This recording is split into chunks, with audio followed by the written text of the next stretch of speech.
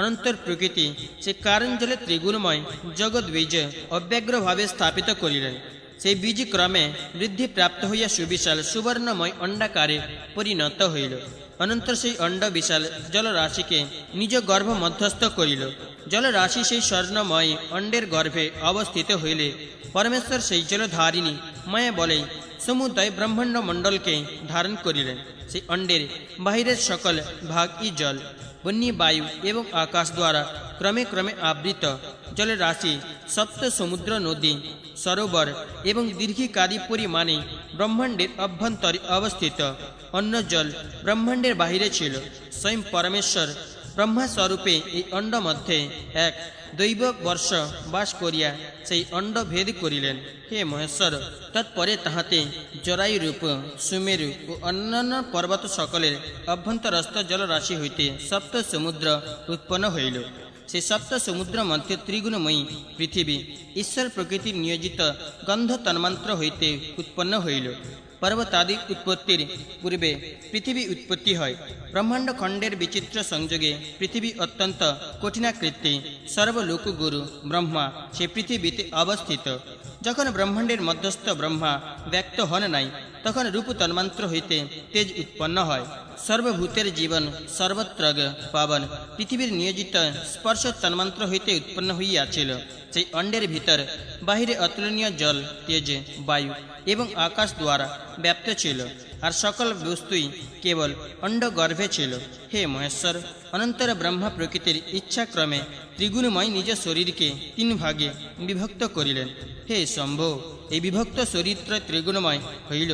হে মহেশ্বর, সে অখণ্ড শরীরে ঊর্ধ্বভাগ চতুর্মুখ চতুর্ভুজ কমল কেশর সন্নিভ আরক্ত বর্ণ বিরিঞ্চি শরীরে পরিণত হইল।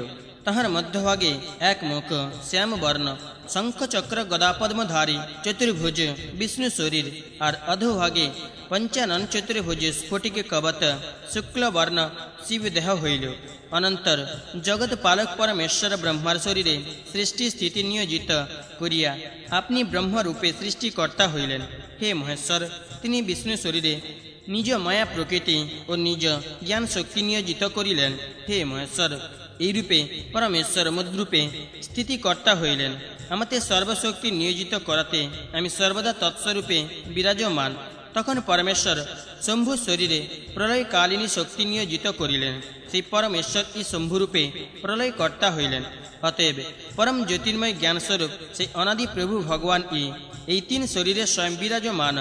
এক পরমেশ্বরী সৃষ্টি স্থিতি প্রলয় এই তিন কার্য করাতে ব্রহ্মা, বিষ্ণু এবং শিব পৃথক পৃথক সংজ্ঞা প্রাপ্ত হইয়াছেন। অতএব তুমি, আমি এবং বিধাতা আমরা বস্তুত পৃথক নাহি। পূর্বোক্ত রূপেই আমাদিগের শরীর, রূপ ও জ্ঞান বিভিন্ন হইয়া পড়িয়াছে। মার্কেন্ডেয় বলিলেন, মহাদেব অমিতি তেজা। বিষ্ণুর এই কথা শুনিয়া হর্ষ প্রফুল্ল বদনে পুনরায় তাহাকে বলিলেন, ঈশ্বর বলিলেন, জ্যোতির্ময় নির্লেপ পরমেশ্বর যদি এক অর্থাৎ অদ্বিতীয় হইলেন, তাহা হইলে আবার মায়াকে, কালকে, প্রকৃতিকে, পুরুষ জীবাত্মা বা কাহারা ইহার কি পরমেশ্বর হইতে পৃথক যদি পৃথক হন, তাহা হইলে পরমেশ্বর এক অর্থাৎ অদ্বয় হইলেন কি রূপে? হে গোবিন্দ, তৎসমস্ত এবং পরমেশ্বরের প্রভাব যথাযথ রূপে আমার নিকট কীর্তন কর। ভগবান বলিলেন, তুমি ধ্যানস্থ হইয়া জ্যোতির্ময় নিত্য অক্ষয় আত্মস্বরূপ পরমেশ্বরকে আত্মাতে অবলোকন করিয়া থাকো। প্রভু, তুমি স্বয়ং ধ্যান যোগে মায়া, প্রকৃতি, কাল ও পুরুষ জীবাত্মা সমূহ অবগত হইয়া থাকো। অতএব তুমি ধ্যান করিতে প্রবৃত্ত হও। এখন তুমি আমার মায়ায় মোহিত হওয়াতে সেই পরম জ্যোতি বিস্তৃত হইয়া বনিতারত হইয়াছে। হে প্রমথনাথ, এখন আবার তুমি রোষা বসে আপনি আপনা ভুলিয়া আমাকে প্রকৃতি প্রভৃতির স্বরূপ জিজ্ঞাসা করিতেছ। মার্কণ্ডেয় বলিলেন, অনন্তর মহাদেব তাহার সুনিশ্চিত বাক্য শ্রবণ করিয়া মুনিগণ সমক্ষে যোগাবলম্বন পূর্বক ধ্যানস্থ হইলেন। মহেশ্বর বদ্ধ পর্যাঙ্ক সনে মুদ্রিত নয়নে আত্মাতে আত্মচিন্তা করিতে লাগিলেন। এই রূপে পরম ব্রহ্ম চিন্তা করিতে করিতে তাহার শুভ্র শরীর অদ্ভুত তেজ সমুজ্জ্বল হইয়া অতিশয় দীপ্তি পাইল। তখন মুনিগণ সেই শরীরের দিকে দৃষ্টিপাত করিতে পারিলেন না। শম্ভু ধ্যানযুক্ত হইলে বিষ্ণু মায়া তৎক্ষণাৎ তাহাকে পরিত্যাগ করিলেন। তখন দুর্ঝট্টে তপস তেজ সমুজ্জ্বল হইয়া অত্যন্ত দীপ্তি পাইতে লাগিলেন। যে সকল প্রমথগণ সেবা করিবার জন্য শিব সমীপে অবস্থিত ছিল, তাহারা ইনি শঙ্কর কি সূর্য ইহা বিচার করিয়া স্থির করিতে পারিলেন না। তখন স্বয়ং বিষ্ণু গাঢ় সমাধি মগ্ন চিত্তে ধৈর্যটির শরীরাভ্যন্তরে জ্যোতি রূপে প্রবেশ করিলেন। অব্যয় নারায়ণ স্বয়ং তাহার জঠরে প্রবেশপূর্বক সমস্ত সৃষ্টিক্রম প্রদর্শন করিলেন। শম্ভু প্রথমে স্থূল সূক্ষ্মভাব বর্জিত বিশেষহীন নিত্যানন্দময় অথচ আনন্দশূন্য অদ্বিতীয় অতীন্দ্রিয় নির্মল সকলে অদৃশ্য অথচ সর্বদ্রষ্টা জগতের মূল কারণ আনন্দময় পরম বস্তু পরম আত্মাকে এবং আত্মাকেও তৎস্বরূপে দর্শন করিলেন। ব্যাজ্য জ্ঞানশূন্য মহেশ্বর তদগত চিত্তে দেখিলেন প্রকৃতি তাহার এই স্বরূপ কেবল সৃষ্টির জন্য ভিন্নতা প্রাপ্ত হইয়াছেন। দেখিলেন প্রকৃতি এক পরমেশ্বরের সমীপে বিভিন্ন বৎ রহিয়াছেন। আর দেখিলেন প্রকৃতি নিরত পুরুষ সমূহ ইহারাও প্রকৃতির ন্যায় কেবল সৃষ্টির জন্যই ভিন্নতা প্রাপ্ত হইয়াছেন। হে দ্বিজ সত্যমগণ, যেমন অজস্র স্ফুলিঙ্গ বহু বিস্তৃত পাবকের অংশ, সেইরূপ এই পুরুষ সমূহ ও পরমেশ্বরের অংশ। সেই পরম জ্যোতি নিরন্তর কালরূপে প্রকাশ পাইতেছেন। এই কালেরই অংশ বিশেষ সৃষ্টি স্থিতি ও প্রলয়ের কারণ। চন্দ্রশেখর দেখিলেন প্রকৃতি পুরুষ কাল সকলই পরমেশ্বর হইতে অভিন্ন, তবে সৃষ্টির জন্য ভিন্নতা প্রাপ্ত হইয়াছেন এই মাত্র। আবার পৃথকভূত সেই সকল বস্তুকে অভিন্ন দেখিলেন। তখন দেখিলেন একমে বাদ্যয়ং ব্রহ্মনেহ নানাস্তি কিঞ্চন, একমাত্র অদ্বিতীয় ব্রহ্ম ভিন্ন, ইহ জগতে দ্বিতীয় বস্তু কিছু নাই। শিব দেখিলেন সেই ব্রহ্মই প্রকৃতি ও কালরূপে প্রকাশ পান। তিনি পুরুষকে সংসারে প্রবৃত্ত হন, ভোগ করিবার জন্য প্রাণীগণের শরীরে অধিষ্ঠান করেন। শঙ্কর দেখিলেন সে প্রকৃতি মায়ারূপে হরিহর বিরিঞ্চিকে এবং অন্যান্য প্রাণী সকলকে মোহিত করেন। মায়া নাম্নী প্রকৃতি স্ত্রী রূপে প্রাণীগণকে সতত সম্মোহিত করেন। তিনি হরিপ্রিয়া লক্ষ্মী, তিনি সাবিত্রী রতি সন্ধ্যা, তিনি সতী জননী বীরিণী। সেই স্বয়ং প্রকৃতি বুদ্ধিরূপিণী, তাহাকে লোকে চণ্ডিকা দেবী বলিয়া থাকে। স্বয়ং মহেশ্বর ধ্যান মার্গরত হইয়া অবিলম্বে এই সমস্ত দর্শন করিলেন। হে দ্বিজোত্তমগণ, স্বয়ং নারায়ণ মহেশ্বরকে মহাদাদি ভেদে সৃষ্টি পরিপাটি কাল প্রকৃতি ও পুরুষবৃন্দ প্রদর্শন করিয়া আর যাহা দেখাইয়ালেন তাহা শ্রবণ কর। দ্বাদশ অধ্যায় সমাপ্ত। ত্রয়োদশ অধ্যায় প্রারম্ভ। ধ্যান যোগে মহাদেবের বিশ্ব দর্শন। অনন্ত নারায়ণ মহেশ্বরকে ব্রহ্মাণ্ড সংস্থান দেখাইলেন। জলরাশিস্থিত ব্রহ্মাণ্ড সৃষ্টি সময়ের ন্যায় বৃদ্ধি পাইতে লাগিল। মহেশ্বর সে ব্রহ্মাণ্ড মধ্যে প্রকাশকারী কমল দর্শননিভ আরক্ত বর্ণ জ্যোতির্ময় জগৎপতি ব্রহ্মাকে দেখিলেন। আবার সৃষ্টির জন্য পৃথকভূত শরীরী জ্যোতি সমুজ্জ্বল কমলাসন চতুর্ভুজ ব্রহ্মাকে ব্রহ্মাণ্ডের মধ্যে মুহুর্মুহু দেখিলেন। মহাদেব দেখিলেন সেই ব্রহ্মমূর্তি সেইখানে তিন ভাগে বিভক্ত হইল। তাহার ঊর্ধ্বভাগে ব্রহ্মা, মধ্যভাগে বিষ্ণু এবং অন্তভাগে শিব হইলেন। আবার দেখিলেন পূর্বমূর্তি আবার তাহা তিন ভাগে বিভক্ত হইল। ঊর্ধ্বভাগ ব্রহ্মকারে, মধ্যভাগ নারায়ণ আকারে ও শেষ ভাগ শিবাকারে পরিণত হইল। এইরূপ সেই শরীর বারংবার ত্রিধা বিভক্ত হইতে লাগিল। দেখিলেন মহেশ্বর এই সম্পূর্ণ জগৎ মণ্ডলকে স্বীয় গর্ভে অবলোকন করিলেন। তিনি দেখিতে লাগিলেন কখন বিষ্ণুদেহ ব্রহ্মদেহে লীন হইল, কখন ব্রহ্মদেহ বিষ্ণুদেহে লয় পাইল, কখন শম্ভুদেহ বিষ্ণুদেহে মিশাইয়া গেল, কখন বিষ্ণুদেহ শম্ভুদেহে বিলীন হইল, কখন বা শম্ভুদেহ ব্রহ্মদেহে মিলাইল। এইরূপ বারম্বার পরস্পরের দেহে লয় পাইতে লাগিল। এই তিনজনে একীভূত হইতে লাগিলেন। বামদেব আবার দেখিলেন সেই অভিন্ন দেহ বিভিন্ন হইল, আবার সেই দেহ পরমাত্মাতে বিলীন হইল। শম্ভু তন্মধ্যে দেখিলেন বৃহৎ বৃহৎ পর্বত সমূহে বিরল সংবৃত্তা অনন্ত জল সায়িনী পৃথিবী। পুনরায় দেখিলেন যেন সৃষ্টিকাল ব্রহ্মা সমস্ত সৃষ্টি করিতেছেন। আপনি শিব, গরুড় আসন, বিষ্ণু এবং ব্রহ্মা সকলে পৃথক হইয়াছেন। তখন দেখিলেন দক্ষ প্রজাপতি নিজ প্রমথগণ, মরিচি প্রভৃতি ব্রহ্মপুত্র ঋষিগণ, বীরিণী এবং সতী। দেখিলেন সন্ধ্যা রতি কামশৃঙ্গার বসন্ত হাবভাব মায়াগণ ঋষিগণ, দেবগণ, মরুদগণ। দেখিলেন ঘন ঘটা চন্দ্র সূর্য, বৃক্ষলতা, তৃণ, সিদ্ধ, বিদ্যাধর, যক্ষ, রাক্ষস, কিন্নর, মানুষ, ভুজঙ্গ, নক্র, মৎস্য, কচ্ছপ। দেখিলেন উল্কা নির্ঘাত ধূমকেতু, কৃমি, কীট পতঙ্গ। ধৈর্যটি দেখিলেন কতকগুলি ব্যক্তি রমণী সহ মৈথুনভাবে প্রবৃত্ত, কেহ উৎপন্ন হইয়াছে, কেহ উৎপন্ন প্রায়, কেহ বা আসন্ন মৃত্যু। পরমেশ্বর শম্ভু দেখিলেন কতকগুলি ব্যক্তি হাসিতেছে, কতকগুলি বা দৌড়িতেছে। মহাদেব দেখিলেন কতিপয় ব্যক্তি দিব্যালঙ্কার ভূষিত মাল্যচন্দন চর্চিত হইয়া নিরন্তর ক্রীড়া করিতেছেন। দেখিলেন কতিপয় তপোধন মুনি ব্রহ্মা বিষ্ণু মহেশ্বরের নামাদি কীর্তন ও তাহাদিগের স্তব করিতেছেন। দেখিলেন কেহ কেহ নদী তীরে তপবনে তপস্যা করিতেছেন, কেহ কেহ সধায় বেদ অধ্যয়নে বা বেদাধ্যপনে ব্যাপৃত রহিয়াছেন। তখন শিব সপ্তসাগর নদী ও দেব সরোবর সকল দেখিতে পাইলেন। আর তিনি আপনাকে পর্বতারূঢ় দেখিলেন। আর দেখিলেন মায়া লক্ষ্মী রূপে নারায়ণকে আর সতী রূপে শঙ্কর রূপে আপনাকে অতীব মোহিত করিতেছেন। দেখিতে লাগিলেন তিনি যেন সতীর সহিত কৈলাস, সুমেরু ও মন্দর পর্বতে এবং শৃঙ্গার রসপূর্ণ দিব্যোদ্যানে বিহার করিতেছেন। যেরূপে সতী সেই দেহ ত্যাগ করিয়া হিমালয় নন্দিনী হইলেন, আপনি আবার তাহাকে প্রাপ্ত হইলেন। যেরূপে অন্ধকাসুর নিহত হইল, যেরূপে কার্তিকেয় উৎপন্ন হইলেন এবং তিনি যেরূপে তারকাসুর বধ করিলেন, তৎকলিক ভবিষ্যৎ ঘটনা হইল বৃষধ্বজ তৎসমস্তে বিস্তারিত রূপে দেখিতে পাইলেন।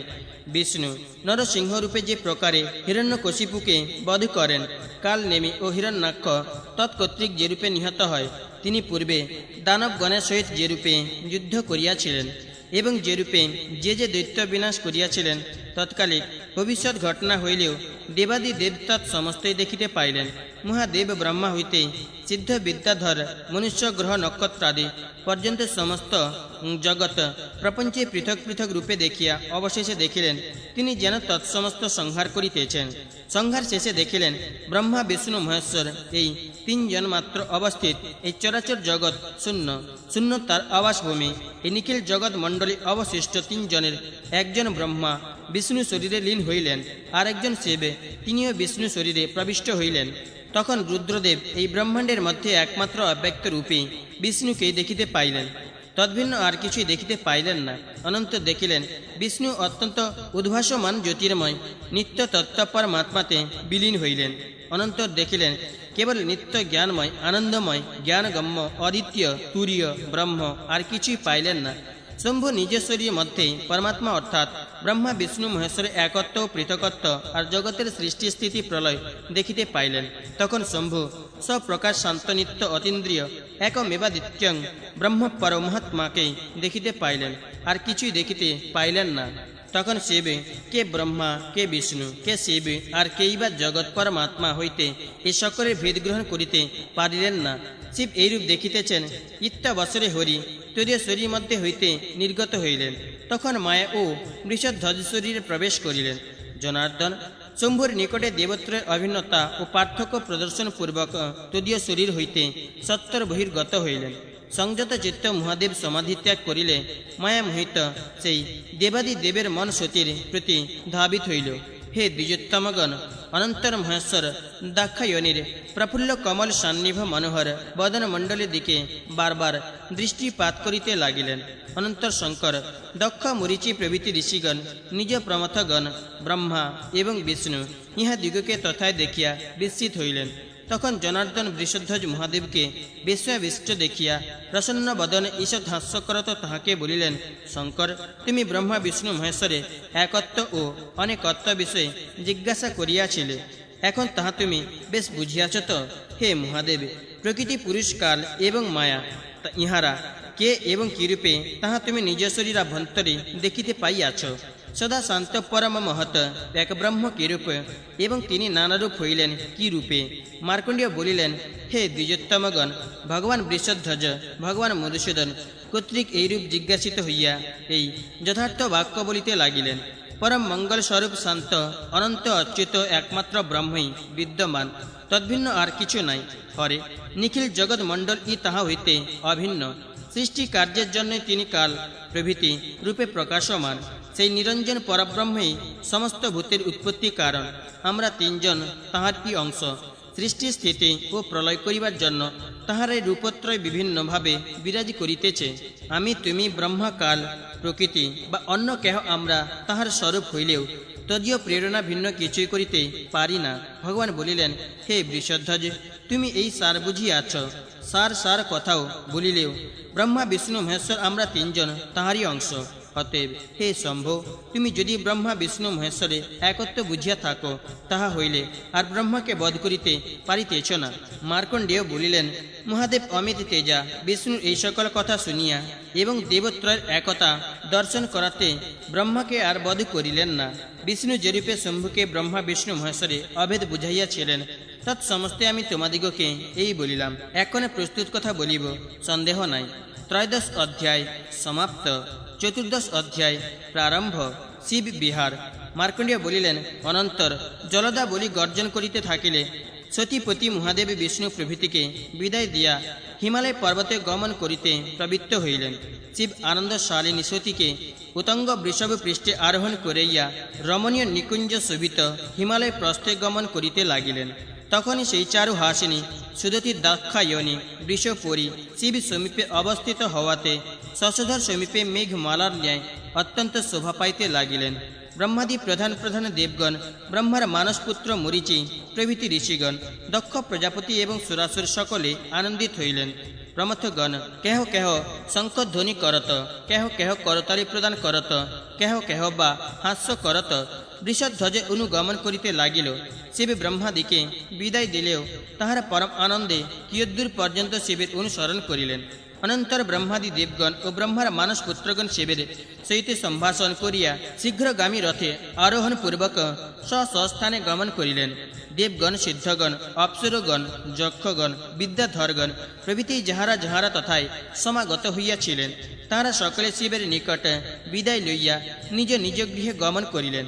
মহাদেব তার পরিগ্রহ করিলে তাহারা সকলে হৃষ্টচিত্ত হইয়াছিলেন।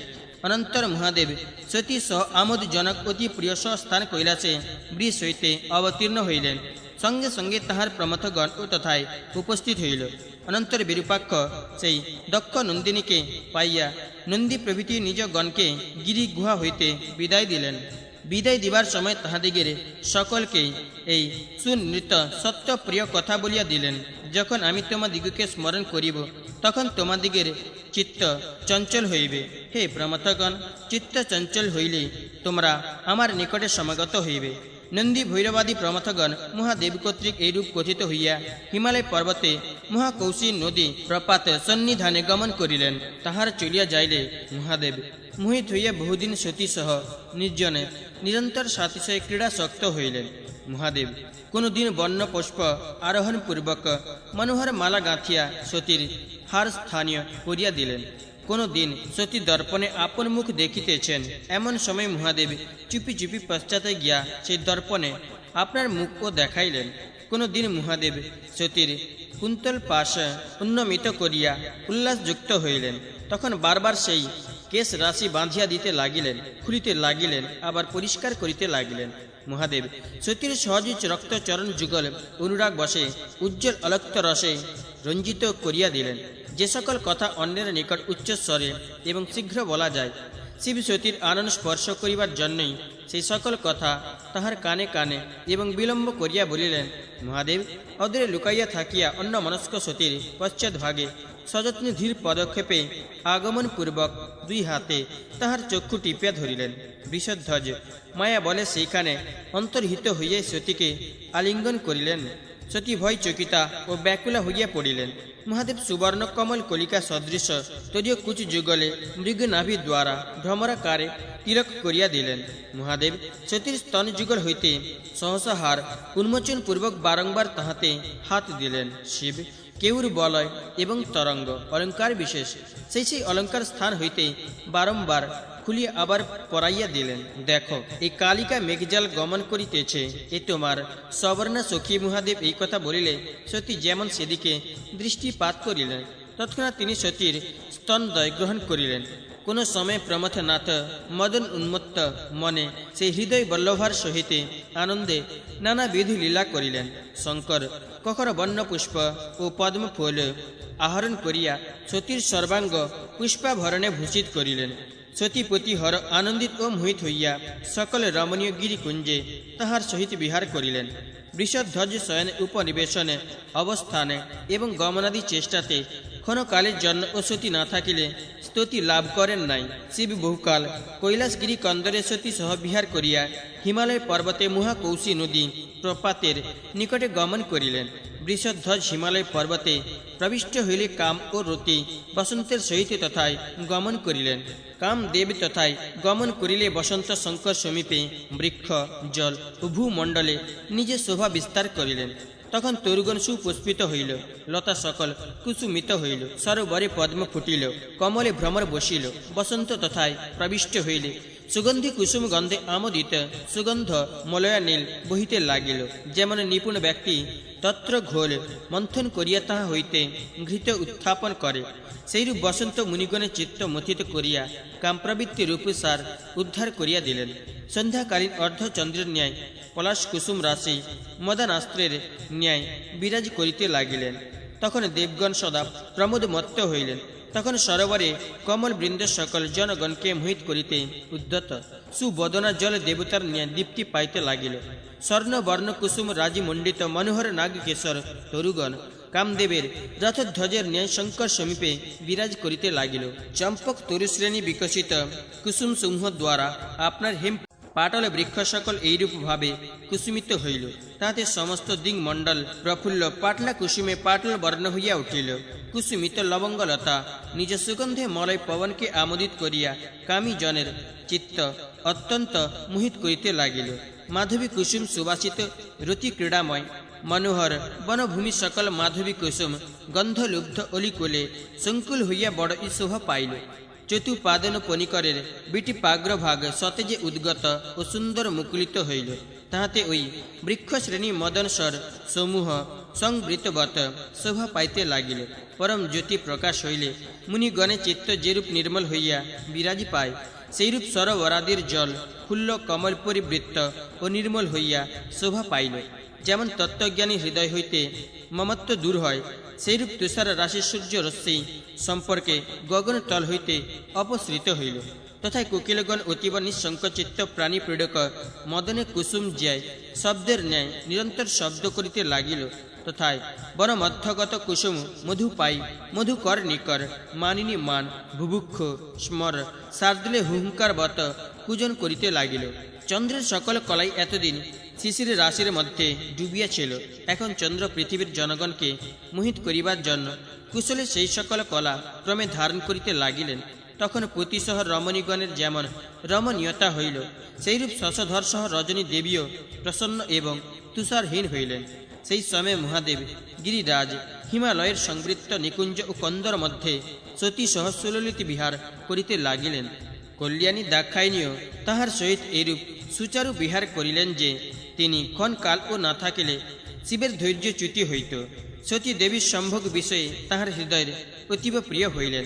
যেন সতী শিবকে সেই মধুর শৃঙ্গার রস পান করাইতেই শিবের অন্তরে প্রবিষ্ট রহিলেন।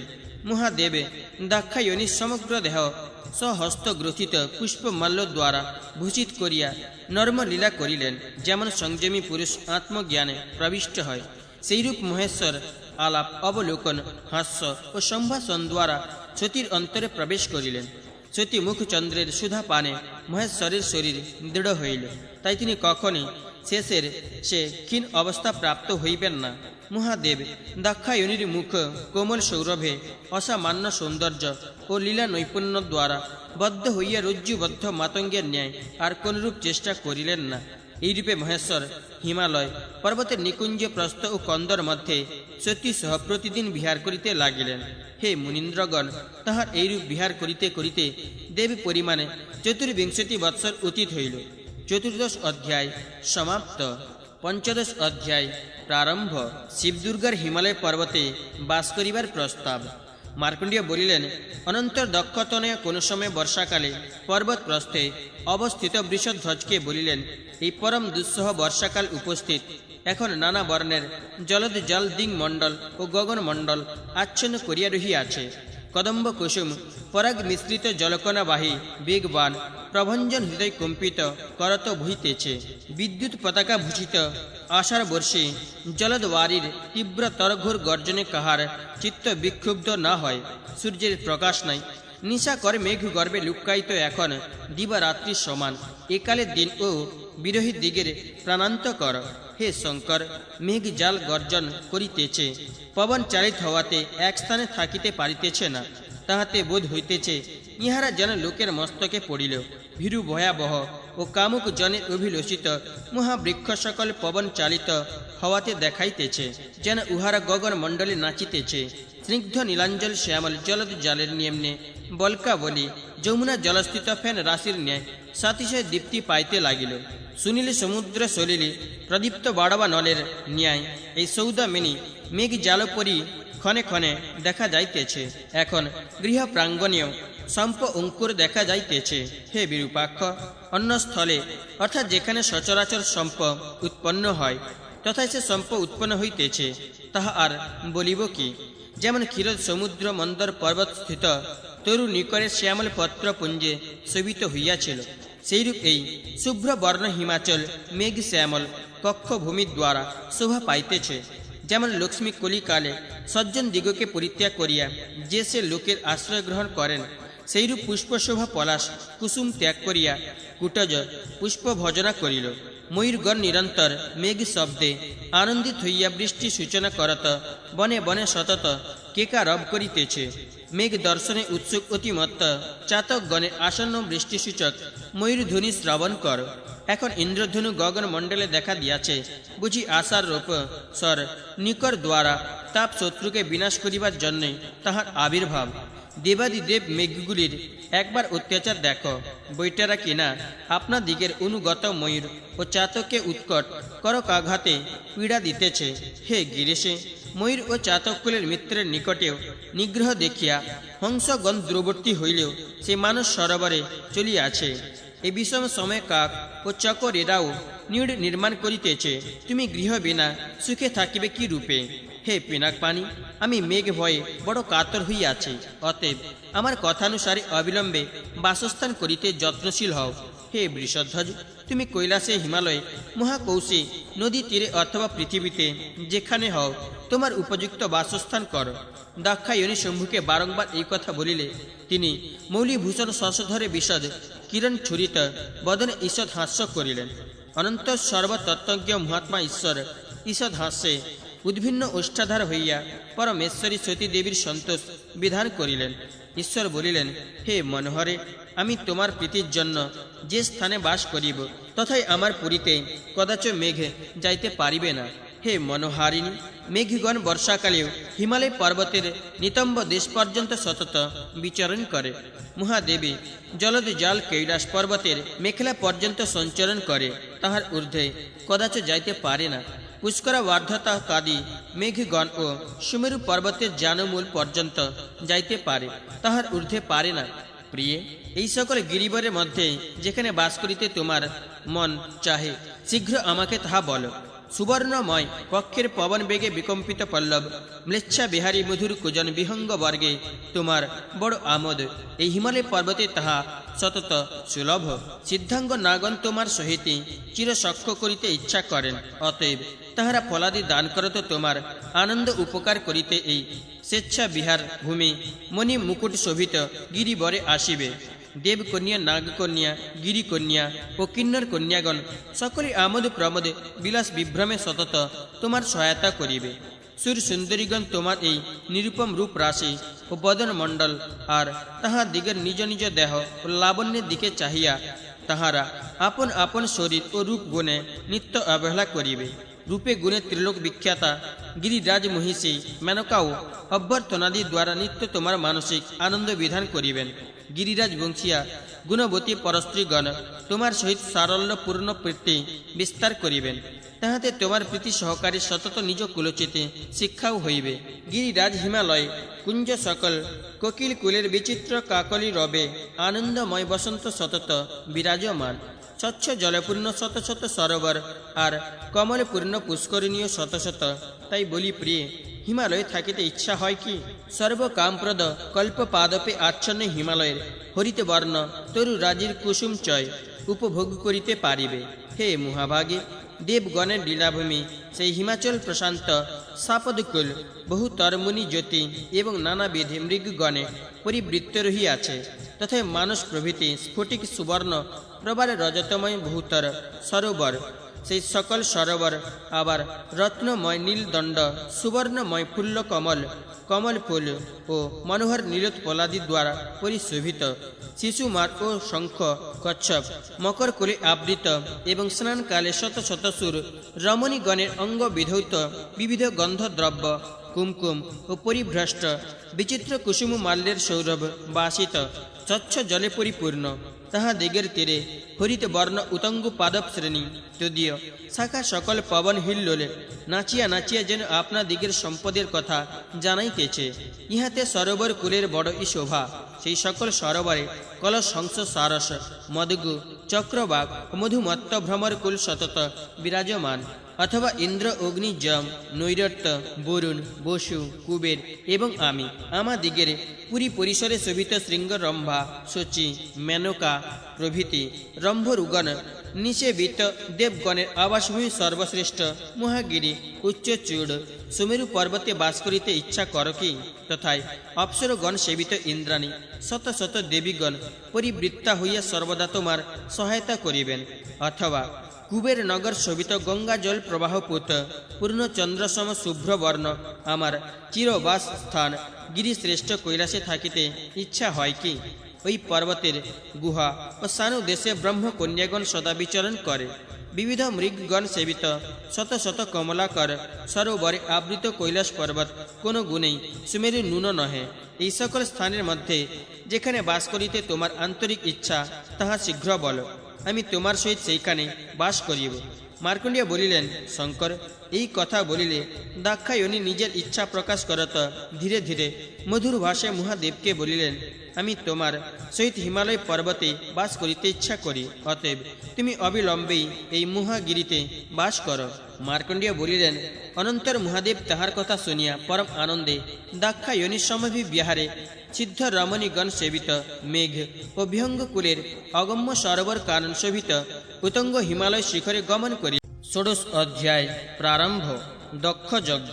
মার্কণ্ডেয় বলিলেন, সতী সহচর শম্ভু সুবর্ণ রজতে বিচিত্র রত্ন কদর শোভিত বাল সূর্য সন্নিভ তুঙ্গ শিখরে সমাগত হইলেন, তথায় স্ফটিক প্রস্তরময় হরিতে বৃক্ষরাজি শোভিত বিচিত্র কুসুমিত লতা ও সরোবরযুক্ত গিরিরাজ নগরী সন্নিহিত শিখরাংশে বৃষধ্বজ সতী সহ বহুদিন বিহার করিলেন, তথায় কমল বিকশিত নীলোৎপল প্রস্ফুটিত ফুল্ল কুসুমিত দ্রুমদল বিটপে অলিকুল গুঞ্জরিত চক্রবাক কলহংস হংস মদ্গু মত্স্যসারস বক ও ময়ূরগণের শব্দ ও পুংস্কলিল কুলের মধুর কলস্বনে সতত শব্দময় মৃগগণ সেবিত কিন্নর কিন্নরী সিদ্ধ অপ্সরা যক্ষ বিদ্যাধরী ও দেবগণের বিহারভূমি পার্বতীয় কন্যা ও পুরন্ধ্রী বর্গে পরিবৃত্ত সেই শিখর দেশে বিনা তন্ত্রের মৃদু মধুর ঝঙ্কার মিশ্রিত মৃদঙ্গ পটহ শব্দের সঙ্গে অপ্সরাগণের সংকৌতুক নৃত্য সুগন্ধবতী ও পার্থিবলতা এবং ঊর্ধ্বফুল্ল কুসুম রাজি সংবৃত্ত নিকুঞ্জাবলী শোভার এক শেষ। এই সুশোভন স্বর্গতুল্য স্থানে শঙ্কর দিব্য মানের 10 সহস্র বৎসর সতী সহস্র আনন্দে বিহার করিলেন। শঙ্কর কখন কৈলাসে যাইলেন, কখন দেবদেবী পরিবৃত সুমেরু শিখরে যাইলেন, কখন দিকপালগণে উদ্যান কাননে গমন করিলেন, কখনো বা পৃথিবী তলে যাইলেন। এইরূপ নানা স্থলে গিয়া তথায় তথায় সতী সহ অত্যন্ত বিহার করিলেন। সতীগত চিত্ত মহাদেবের দিবা রাত্রি জ্ঞান হয় নাই, বেদে তপস্যা ও সম দমাদি মনে পড়ে নাই, কেবল সতীর প্রতিবিধানই তাহার কর্তব্য কার্য হইল। সতী সকল স্থানে সকল সময়ে একমাত্র শিব সম্মুখে দেখিতে লাগিলেন। মহাদেব ও সর্বদা সর্বত্র কেবল দাক্ষায়ণী বদ্রমণ্ডল দেখিতে লাগিলেন। শিব দাক্ষায়ণী এইরূপ পরস্পর সংসর্গে ভাবজল সেচন দ্বারা পরস্পরে অনুরাগ বৃক্ষ বর্ধিত করিতে লাগিলেন। এই সময় ত্রিভুবন হিতকারী দক্ষ সর্বজীবন মহাযজ্ঞ করিতে আরম্ভ করিলেন।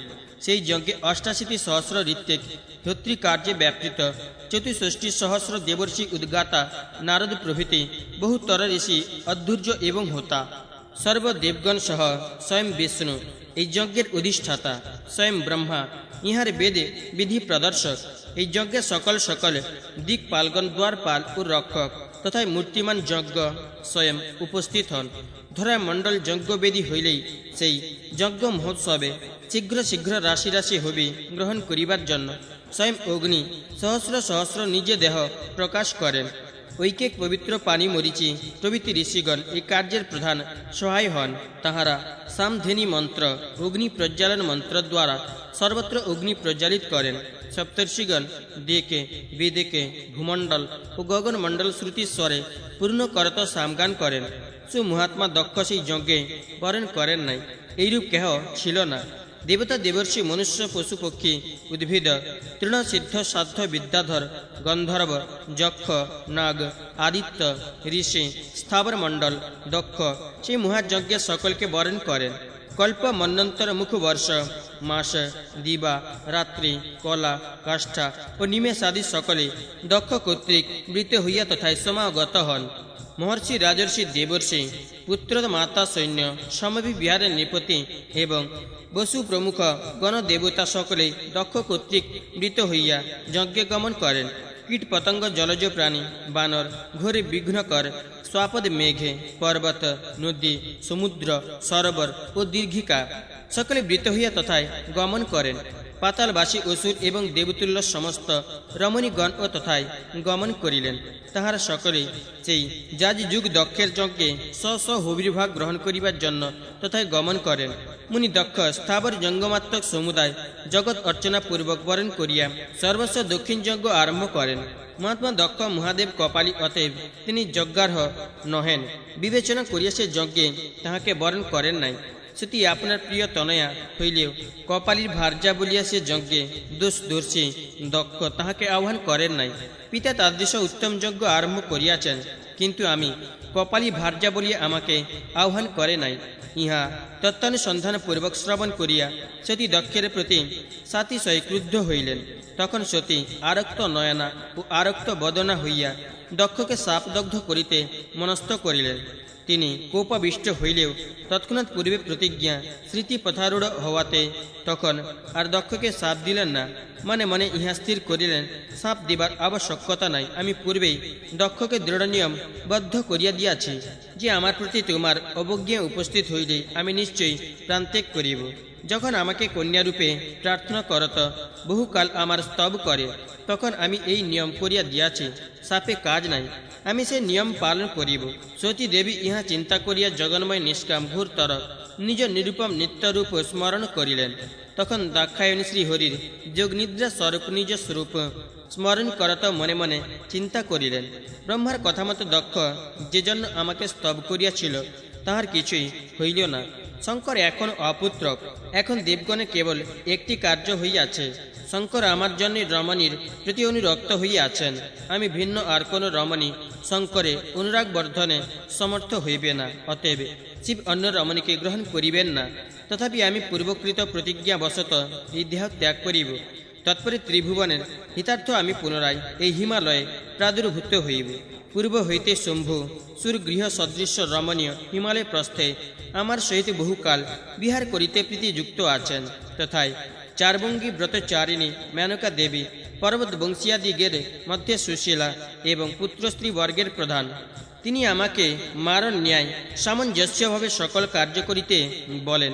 তাহার উপর আমার বড় অনুরাগ হইয়াছে। তিনি আমার মা হইবেন। আমি পর্বত বংশীয়া কন্যাগণের সহিত বহুকাল বাল্য ক্রীড়া করত মেনকা দেবীর পরম আনন্দ সম্পাদন করিব। তৎপরে আমি পুনরায় শিবের প্রতি প্রিয়তম ভার্যা হইব। তখন আমি উপায় দ্বারা নিশ্চয় দেব কার্য সকল সাধন করিব। দক্ষ নন্দিনী এইরূপ চিন্তা করত দক্ষের নিদারুণ কর্মস্মরণ মাত্রে ঘোর রোষাবেশে জ্বলিয়া উঠিলেন। তখন কোপরূপ নয়না সতী যোগ বলে শরীরের সকল দ্বার রোধ করিয়া কুম্ভক করিলেন। সেই মহাকুম্ভকে তদীয় প্রাণবায়ু ব্রহ্মরন্ধ্রভেদ করিয়া নির্গত হইল।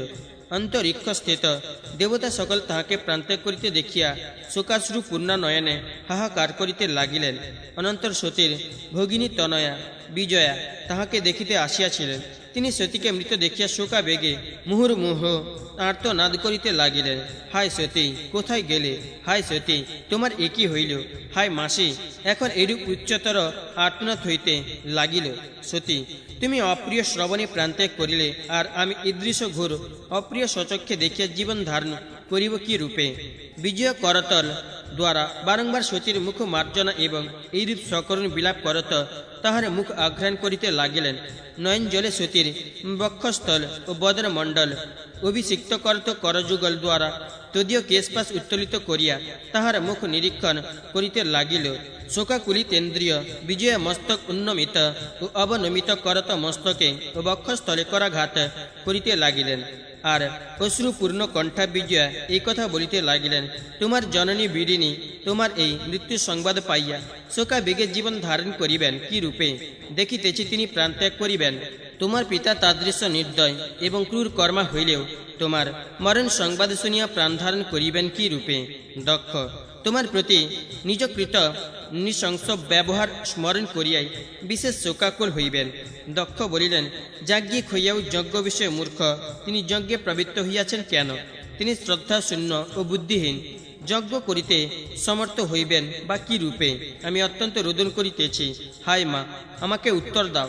নির্দয় আমি তোমার শোকে প্রাণকেও শল্য সমবোধ করিতেছি। তুমি কি কখন শিবকৃত কোনো অপ্রিয় কার্য স্মরণ করিতেছ, তাই রোষা বেশে আমার সহিত কথা কইতেছ না? সেই চক্ষু, সেই বচন, চাতুরীময় বদন, সেই তোমার নাসিকা, ইহা দিগের বিভ্রম কোথায় গেল? তোমার হাস্য কোথায় গেল? তোমার বিভ্রমহীন নয়ন যুগল নাসিকা এবং ঈষৎ হাস্যহীন মুখ দেখিয়া মহাদেব সহিয়া থাকিবেন কি রূপে? আমি এই শিবের আশ্রমে আসিলে কি আর মা হাসিতে হাসিতে বারবার সুমধুর সত্য কথা বলিবে? মা, তোমার নে বন্ধু বান্ধবে স্নেহবতী পতি চিন্তনসারিণী সর্বলক্ষণাত্রাত্মতা আর কোন রমণী হইবে? দেবী, দেবদেব মহাদেব তোমার বিরহে শোকাকুল চিত্ত দুঃখিত নিরুৎসাহ ও নিশ্চষ্ট হইয়া থাকিবেন। সতীকে মৃত দেখিয়া অতি দুঃখিত হৃদয়া ও শোকাকুল বিজয়া এই রূপে বিলাপ করত কাঁপিতে কাঁপিতে ঊর্ধ্ব ভুজে চিৎকার শব্দে ভূতলে পতিত হইলেন। ষোড়শ অধ্যায় সমাপ্ত। সপ্তদশোধ্যায় প্রারম্ভ। দক্ষ যজ্ঞ ধ্বংস। মার্কণ্ডেয় বলিলেন, ইত্যবসরে শিব শোভন মানুষ সরোবরে সন্ধ্যা সমাপন করিয়া নিজে আশ্রমের দিকে আসিতে লাগিলেন। বৃষধ্বজ আসিতে আসিতেই বিজয়ের নিদারুণ তীব্র আর্তনাদ শ্রবণ করিয়া ভয় চকিত হইলেন। অনন্তর শিব মন এবং পবনের ন্যায় শীঘ্রগামী বলবান বৃষারূপ তখন মহাদেবী প্রিয়তমা দেবী দাক্ষায়ণীর নিকট আগমনান্তর তাহাকে মৃত দেখিয়াও প্রেমবশত মৃতবোধ না হওয়াতে তাহাকে পরিত্যাগ করিলেন না। অনন্তর বৃষধ্বজ সতীর বদন মণ্ডল নিরীক্ষণ পূর্বক মুখ মুছাইতে মুছাইতে সতীকে বারংবার জিজ্ঞাসা করিলেন, দাক্ষায়ণী, ঘুমাইতেছ কেন? তখন শিবের কথা শুনা সতীর ভগিনী তনয়া বিজয় দাক্ষায়ণী মৃত্যুর বিবরণ বলিতে লাগিলেন। বিজয়া বলিলেন, শম্ভ, দক্ষ যজ্ঞ করিবার জন্য সবান্ধব সুরাসুর সিদ্ধ সাধ্য বিদ্যাধর যক্ষ ও রাক্ষস প্রভৃতি সমুদ্র দেবজনী এবং ব্রহ্মা বিষ্ণু ও ইন্দ্রাদি দিকপাল সকলে আহ্বান করেন। দক্ষ যে যজ্ঞে যাহাকে আহ্বান করেন নাই, এমন প্রাণী ত্রিভুবন খুঁজিলেও পাওয়া যায় না। সতী পিতার এরূপ যজ্ঞ আরম্ভ হইয়াছে আমার মুখে শুনিয়া তিনি তাহার নিজের এবং আপনার আহ্বান না হওয়ার কারণ চিন্তা করিতে লাগিলেন। হে ভূতনাথ, সতীকে তাদৃশ চিন্তিত দেখিয়া আমি যেমন শুনিয়াছিলাম তদনুসারে আপনাদিগের যজ্ঞে নিমন্ত্রণ না হইবার কারণ কীর্তন করিলাম। আমার পিতা শুনিতে পান শিব কপালী, সতী তাহার পত্নী, অতএব তাহার সংসর্গ দূষিতা। সুতরাং জামাতা শিব বা কন্যা সতী আমার যজ্ঞে আসিবেন না। দক্ষ নিজ গৃহে বিরিণীকে সুমিষ্টভাবে ইহা বুঝাইতেছিলেন। ইহাই নিমন্ত্রণ না হওয়ার কারণ। আমার এই কথা শ্রবণে সতী আমাকে কিছু না বলিয়া শোকাকুলভাবে বিবর্ণ বদনে ভূতলে বসিয়া পড়িলেন। হে মহেশ্বর, তাহার শ্যাম বর্ণ বদন মণ্ডল তৎক্ষণাৎ ক্রোধে ভ্রুকুটি ভীষণ ও ধূমকেতুর উদয় গগন তলের ন্যায় কঠোর ভাবাপন্ন হইল। অনন্তর মুহূর্ত কাল কি যেন ভাবিয়া মহাকুম্ভকে নিজ ব্রহ্মরন্ধ্র ভেদ করত প্রাণ ত্যাগ করিলেন। মার্কণ্ডেয় বলিলেন, রোজপূর্ণ মহারুদ্রের চক্ষু, কর্ণ, নাসিকা ও মুখ কুহর হইতে অগ্নি কনদগারী প্রলয় সূর্য সন্নিভ ভৈরব নাদি বহুতর ভয়াবহ জ্বলন্ত উল্কা নির্গত হইতে লাগিল। অনন্তর মহাতপা দক্ষ যথাই যজ্ঞ করিতেছিল, রুদ্রদেব তথায় গমন করিয়া যজ্ঞস্থানের বহির্ভাগে দণ্ডায়মান হইলেন। কদর্পী মহাকপ বহুমূল্য পাত্র শোভিত যজ্ঞাদি পরিবৃত সেই যজ্ঞ দর্শন করিলেন। দেখিলেন আর্যহুম প্রদীপ্ত হুতাসন, চতুর্দিকে প্রজ্বলিত অস্ত্রধ্বজ সহ দিকপালগণ সকলে যথাস্থানে অবস্থিত। বিধাতা এবং বিষ্ণু যজ্ঞস্থলে মধ্যস্থানে রোমাবিষ্ট ধৈর্যটি ইহা দেখিয়া দ্বিগুণ ক্রুদ্ধ হইলেন। ইন্দ্র, ভগ, সূর্য, ভার্যা গণ পরিবৃত চন্দ্র এবং মহর্ষি গৌতম ইহা দিগকে পূর্বভাগে অবস্থিত দেখিলেন। অগ্নি, মরুদ্গণ, সাধ্যগণ, গরুড়, সনত কুমার, আত্রেয় এবং ভার্গব ইহা দিগকে অগ্নিকোণে অবস্থিত দেখিলেন। যম, চিত্রগুপ্ত, বিশ্বদেব, অগ্নি সত্তাদি ও কাব্যবাহাদি সমস্ত পিতৃগণ চতুর্বেদে ভূতসমূহ, মঙ্গল গ্রহ, সিদ্ধ, প্রেতে, মহর্ষি, অগস্ত্য এবং গালব ইহা দিগকে দক্ষিণ দিকে অবস্থিত দেখিলেন। নৈরত্য রাজ, রাক্ষস, পিশাচ, ভূত, মাংসাচী, পশু, পক্ষী, ক্ষুদ্র জন্তু, কিন্নর, মহর্ষি, মুদগল এবং রাহু ইহা দিগকে নৈরত্য কোণে অবস্থিত দেখিলেন। সানুচর, বরুণ, কামদেব, বসন্ত, শনি গ্রহ, গুজ্জক, মহাসর্প, গ্রাহ, নক্ষত্র ও মৎস্য, কচ্ছপ, সপ্ত সমুদ্র, নদ নদী, তীর্থ, মানসাদি সমুদয় হ্রদ, গঙ্গা, যমুনদী এবং কাম, মধু, বসন্ত, অনুচরের সহিত বরুণ, শনৈশ্চর ও সমস্ত পর্বত ইহা দিগকে পশ্চিম দিকে অবস্থিত দেখিলেন। সানুচর বায়ু প্রাণাদি পঞ্চবায়ুকল্প বৃক্ষ, হিমালয় এবং মহর্ষি কশ্যপ ইহা দিগকে বায়ুকোণে অবস্থিত দেখিলেন। নকুল, বরসহ, যক্ষ, রাজ, কুবের, স্থূল কর্ণাদি সুপণ্ডিত যক্ষ, সুমেরু প্রভৃতি পর্বত, কমল বৃন্দ, বহুতরা ফল, চতুষষ্ঠী কলা, পদ্মাদি নিধি, বিবিধ রত্ন, সুবর্ণ, মনুষ্য, ধ্রুব, যজ্ঞ, সোম, বিষ্ণু, অগ্নি, বায়ু, প্রত্যুষ এবং প্রভাত ইহা দিগের উত্তর দিকে অবস্থিত দেখিলেন। বৃষধ্বজ ব্যতীত সকল রুদ্র, বীজ, মন্ত্র, বিবিধ ক্ষত্রিয়, বৈশ্য, শূদ্র, বিবিধ অন্ন, ব্রীহি এবং তিল ইত্যাদি সমুদায়কে ঈশান কোণে অবস্থিত দেখিলেন। ঈশান কোণে পূর্ব দিকের মধ্যস্থলে কঠোরব্রতচারী ব্রহ্মর্ষিকে দেখিলেন। মহর্ষি চারি বেদ ও 6 বেদাঙ্গ দেখিলেন।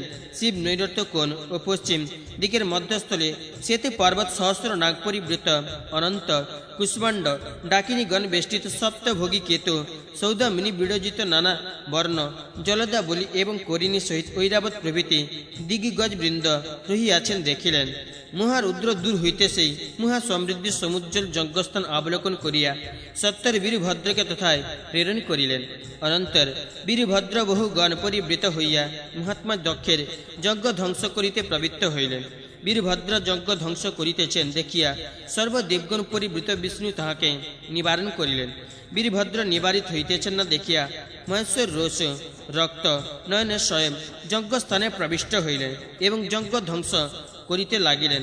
তাহাকে যজ্ঞস্থলে প্রবেশ করিতে দেখিয়া প্রথমে ভগ সূর্য বিশেষ তরা সহকারে বাহু যুগল বিস্তৃত করিয়া রুদ্রদেবের সম্মুখীন হইলেন। তখন বৃষধ্বজ তাহাকে আসিতে দেখিয়া অত্যন্ত ক্রোধে অঙ্গুলির অগ্রভাগে প্রহারে তাহার নয়ন যুগল বিনষ্ট করিয়া দিলেন।